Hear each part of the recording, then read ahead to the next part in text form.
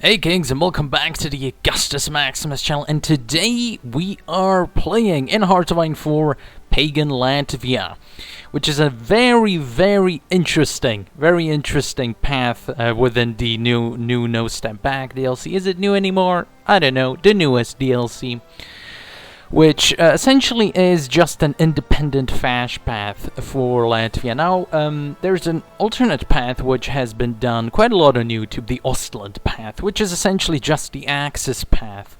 But I think that basically all of the Baltics have this quote-unquote Axis path, which is exceedingly just samey. Latvia, for example, has a very samey Axis path to Lithuania. I mean, we've done that already, so it's kind of meh. So today we are going to be doing a quote-unquote independent fash path, which is a pagan path, which is just completely crazy. This is only the second time they've really done this sort of very religious path for a country. The other one being Carlist Spain, which is an unaligned path, so maybe this one should have been as well. Doesn't matter. It's kind of fun that way. So we are going to be doing a pagan Latvia path, going full Crusader Kings 2, you know, just absolutely demolishing everything. The one thing that's a little bit iffy about the path is that it kind of wants you to fight Germany, because obviously they brought Christianity into the region, and so the pagans want their revenge, everything like that. It's kind of epic.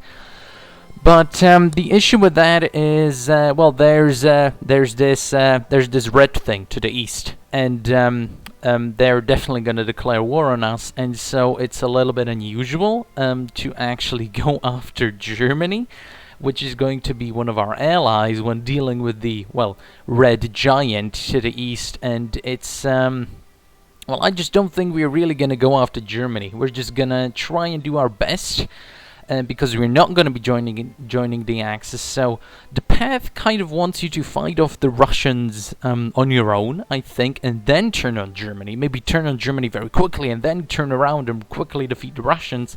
Although I'm not entirely sure if that's even feasible or doable at all. So I do have a very different strategy in mind. However, well, first of all, we actually have to turn into the pagan fascists. So, well, let's get right to it. One thing that's a little bit different about the fascist path for Latvia, not just the pagan one, but just the fascist path in general, is that you have to essentially calm your supporters down initially when actually turning into the goal ideology, the ideology you want, and the movement in general. You have to essentially calm down your supporters by reducing fascism so that you don't get a civil war, so that they don't rise up prematurely. I guess that's what they're going for. Essentially, you want to lower your fascism just to be able to go fascist, otherwise you go through a civil war. The civil war actually, you know, a quicker way of turning, but you don't want to, you know, necessarily lose like half your army, half your generals, and damage your industry, because we don't necessarily have all that much of it. So you have to calm down your movement. Like, calm down, guys, you know, we're getting there. Just don't mess this up, okay? Don't mess this up. And so you have to continuously do sort of favorable events for like the non-aligned guys and the democratic guys, just so you can eventually turn fascist. And that is, it's exactly the other way around of how every other country does it, essentially. That's kind of strange. But there we go. We are about to completely turn into a movement. Let's see what kind of waifu we get. Yeah, absolutely brilliant from ReZero, I think. And now we can go with all the wonderful bonuses that we get here, which, when fully powered up, it's not as good as the Carlist national spirit, obviously. It's not that good when compared to the Carlist one, but the Carlist have to fight from basically the most difficult position in the Civil War, the Spanish Civil War, and it takes an insanely long time to then build up your industry and build up actually that national spirit, and you never fully get rid of all the debuffs from the Spanish Civil War. So it kind of makes sense that this sort of a little bit obscure path here would be a little bit less good, but we do still get like all the defense bonuses, war support, stability, daily fash support, which means more stability, and obviously all the military bonuses. But I'm also running the EU4 decisions mode just because, you know, it sort of felt, you know, in theme that we were running this sort of like not exactly age and not exactly era appropriate ideology and religion, or historically accurate. Nothing like that when it comes to the 1930s. And so, yeah, it just felt appropriate to, you know, take a bit of a dive into the ages of the past, to sort of relive the glory, everything like that. I don't know, just wanted to have a few more decisions because I don't know, I just like it. It's a little bit more, it's just fun in general, and I think that's absolutely great.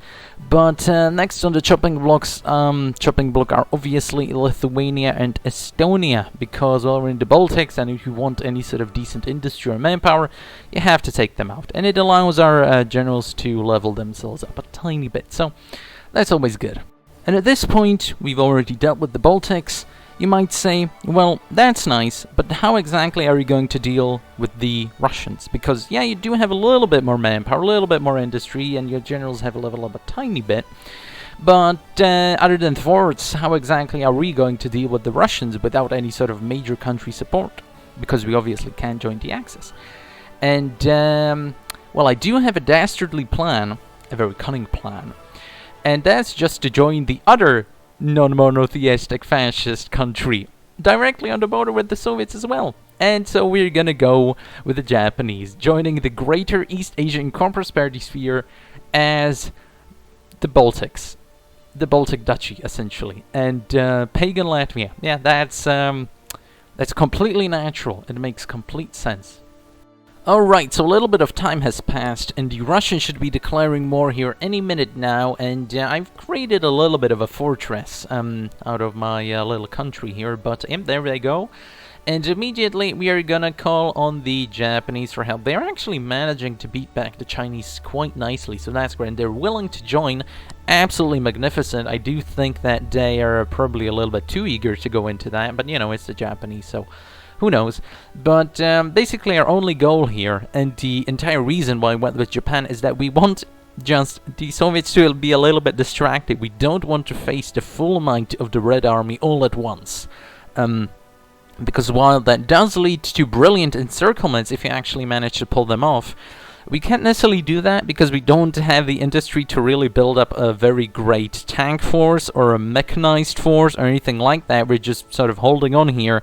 And so, yeah, basically this is now Operation Survive against the Russians, and hope that the Japanese distract them for long enough so that we are then able to eventually have a great counterattack. The fact that they're not pushing right now, and the game is a little bit chuggy, but they're not pushing right now, so who knows what's going on. But they're still, I think, going through their sort of purgy moments, but they just now entered into war with a major country, so they still all have all their Red Army debuffs.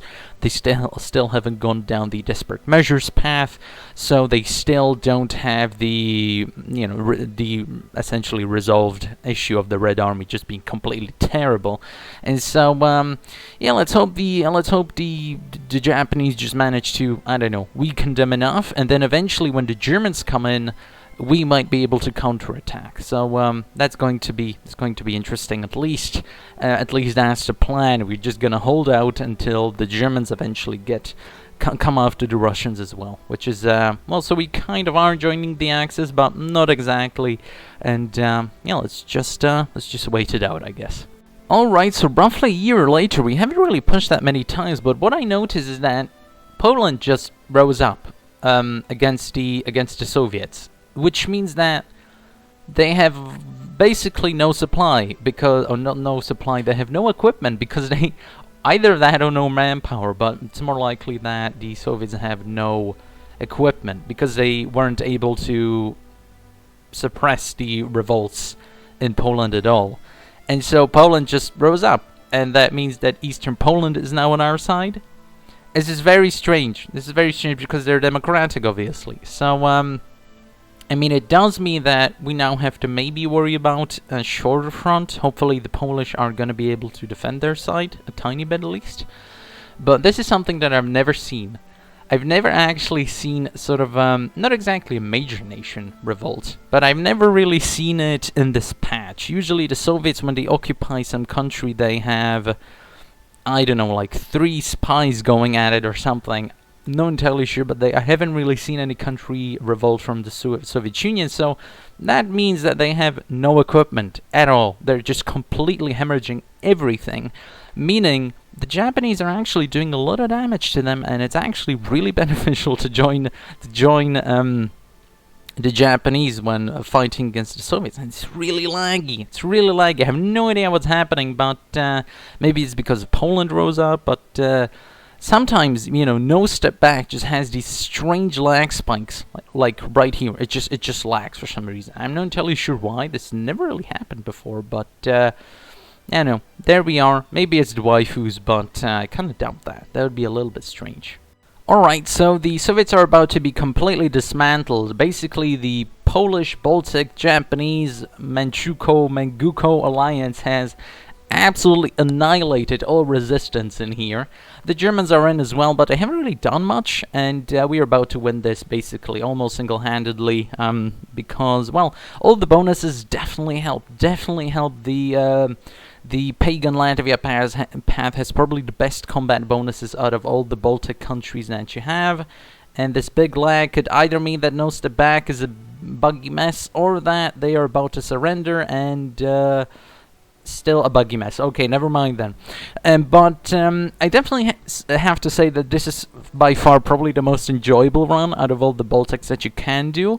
It does mean that you're not going to be able to ally with Germany, which is basically a giant disadvantage, because the Germans are by far the best ally you can have against the Soviets. But it seems like the Japanese are actually maybe even a better ally, because it means that they have to fight a two-front war, and the two fronts are basically impossible to reinforce between each other, because they're essentially on two opposite sides of the Soviet Union, which is it's like a giant landscape, and even if they try to reinforce between the two sides, they get attrition to death. They lose a lot of equipment, and as you saw, even Poland rose up, meaning that they probably tried to do something finicky there. Maybe they lost all of their equipment when attritioning in Siberia. I am not entirely sure, but it's definitely doable this way. You just have to hope that the Japanese do well against the Chinese.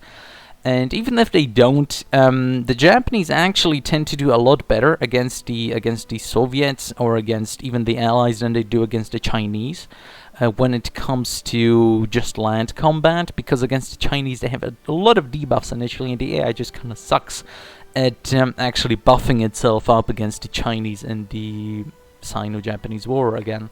So it's this was definitely an interesting experience. Is it better than the Fash Lithuania path? Not entirely sure. That one was a lot of fun as well, but mostly because we broke the game a little bit, and we gamed the system a tiny bit, and that's why it was a lot of fun. This was a lot of fun because it was just fun. And so, the finicky, you have to kind of turn Fash in a very strange way, and the fact that you have to, then the fact that you are supposed to fight against the Germans is a little bit strange, but I definitely found it a lot of fun. It was quite enjoyable, that's for sure. And there we go, the Baltic unitary state headed by Pagan Latvia has a gigantic empire, a massive Russian puppet, and the potential to go for a full global conquest if we then essentially have to return their land to the Russians, steal all their manpower, and then annex them. And that's completely doable. However, it would take a little bit of time, and then you have to go against the Axis, maybe, backstab the Japanese, then go against the Allies. Kind of a bother. But it's from this point on, it's very doable, and you do have a lot of bonuses when it comes to combat, so it's absolutely doable. But anyway, thanks Kings for watching, and see you next time.